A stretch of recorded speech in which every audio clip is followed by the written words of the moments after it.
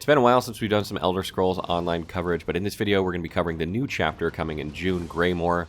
Recently we were invited to an event by ZeniMax where they presented the details of the new expansion, and we've got to play a little bit on their private server.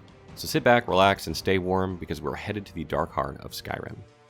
The Elder Scrolls Online Greymoor is going to take place in the western half of Skyrim, so it's not all of Skyrim, and players are going to get to see famous cities like Solitude with its iconic windmill, but there is a twist. The events of the chapter are going to take place a full 1,000 years before Bethesda's version of Skyrim, so likely players will recognize some places and locations, but they're not going to look exactly the same.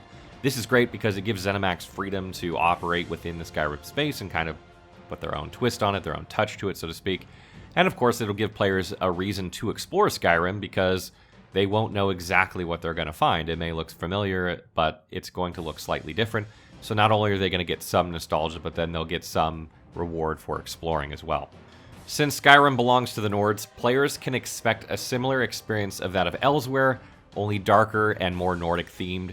The entire chapter is going to flow a lot like Elsewhere did, and actually the entire year is going to flow in a similar manner to that of the Year of the Dragon, with a narrative kind of flowing throughout the entire year through all of the DLCs.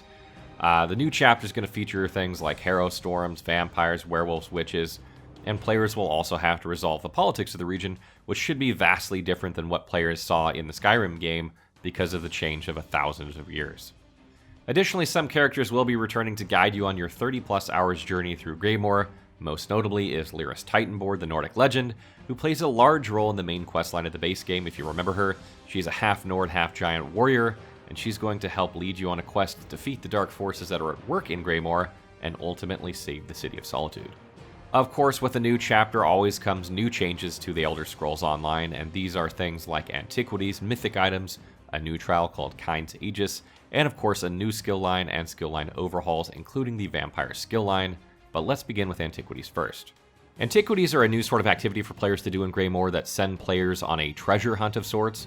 The way this works is that players are going to find these items inside containers or from quest rewards, and they're going to scry the puzzle inside of it in order to give them clues on where to search. Players can solve these puzzles in different ways, and obviously there are multiple outcomes for these puzzles, with the most optimal outcome revealing only one location on your map where you might find the loot from this. If you resolve it less than optimally, there's a range of areas on your map that'll become highlighted, so the less, the worse you do at the puzzle, the more areas you're going to go have to check for this loot. And the kicker here is that these items are supposedly, or these maps or locations are supposedly randomized per player, so there's not going to be like a directory online of where to find these items because they're just going to be tailored to you. Probably whatever location you're in. Don't have a ton of information on that exactly, but the better you get at scrying, the faster you're going to find this loot. Supposing for a second that you nailed it perfectly and there's only one location on your map, you're going to head to that area, which is going to be, a small size of area on your map, and you're going to look around for a dirt mound in that area, and when you find it, you're going to have another minigame which is slightly different, and then you're going to have a chest you can loot that's going to reveal, rewards ranging from cosmetics to mounts, and even the new mythic items, which takes me to the next section. Mythic items are new powerful gear that's coming to Elder Scrolls Online with the Greymoor chapter that uses an intriguing kiss-curse system, meaning players are going to gain extremely powerful benefits from using these, but they're also going to take a penalty of some sort. So there's going to be a trade-off. You're going to trade for this powerful ability. In exchange, you're going to lose some, other ability. For instance, there are boots that you can acquire that make it so you cannot be rooted or snared, which is quite powerful.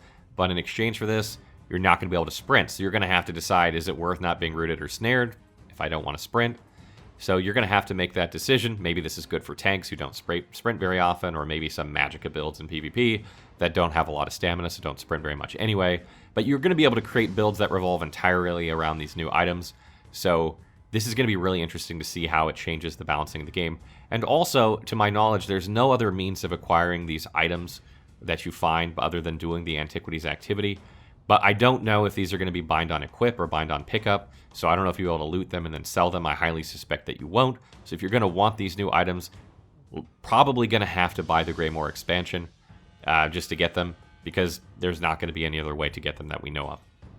Another big change, and one that many players have been clamoring for years, is an updated vampire skill line, and nearly all of the skills, both active and passive, have been reworked. What's really interesting about this overhaul is that you play the vampire a lot differently than you used to, and instead of just taking the passives and putting a skill or two into your rotation, particularly in PvP, you're actually rewarded at higher stages of vampirism for using vampire skills now in the terms of cost reduction. Additionally, your non-vampire skills will cost more at stage 4 vampirism. This means that vampires are likely to play in a more similar manner to werewolves, since you can use your vampire skills extremely cheap when you're a vampire at higher levels, and you're just going to have a little bit more flexibility than werewolves because you can use other skills as well. This should be a very, very powerful combination. The new ultimate Blood Scion replaces Bat Swarm and is now a transformation skill similar to the Bone Goliath of the Necromancer class, and once activated you'll become a Vampire Lord of Night, instantly healing all damage previously taken, increasing both max health and magicka. You can also heal by dealing damage to enemies, and you can see through walls, which has huge implications in PvP. As if there weren't enough vamps in Cyrodiil, I fully expect there to be even more now.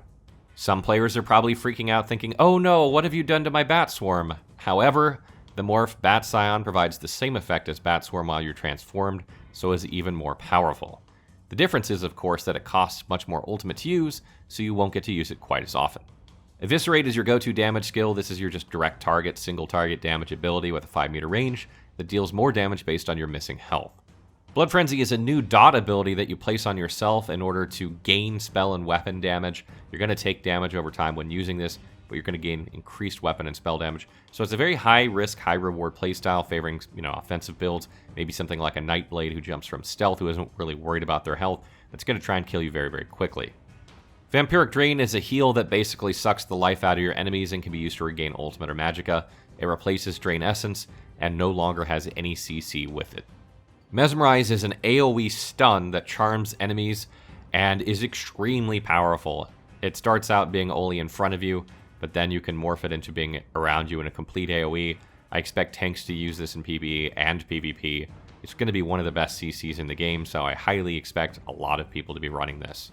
Mist Form is more or less the same as it was before, however there is a new morph they added that deals damage around you and healing you for the damage done, which is like a mini Bat Swarm of sorts while you're invisible, so I imagine that's going to be abused to hell in PvP. I can't wait. Just another thing to note here is that both Vampire and Werewolf skills are now updated into the Justice system, meaning if you cast any of these abilities in public around people, it's going to be considered a criminal act, it's going to alert the guards, and you're not going to have a very good time. So that's going to be implemented, and that is a new change. Besides the Vampire skill line revamp, there are 2 new skill lines in the form of Scrying and Excavation. These 2 skill lines deal almost exclusively with these activities, so they're not really going to give you anything that adds outside of these activities other than perhaps like, Keen Eye Treasure Chest, which just makes it easier for you to find treasure chests in general. But otherwise, these 2 skill lines are going to focus on making it easier to do the activities in the game, the antiquities. So the more you do these activities, the more you're going to gain experience and be able to place skill points into these lines. With the new chapter will of course come a new trial, and for Greymoor this trial is Kind's Aegis, which is more or less the same size as Sunspire. This 12-man instance will feature new bosses, each with their own challenge modes, but in terms of theme of the trial, not much is currently known, but it should include giants and vampires to some extent. Stay tuned for more Greymoor updates as we approach release in June, as there are more things to discuss, such as class balancing and of course new sets that'll be appearing. And be sure to check out the SO Wiki if you need help with the game, or stop by Twitch or Discord and ask us directly for help.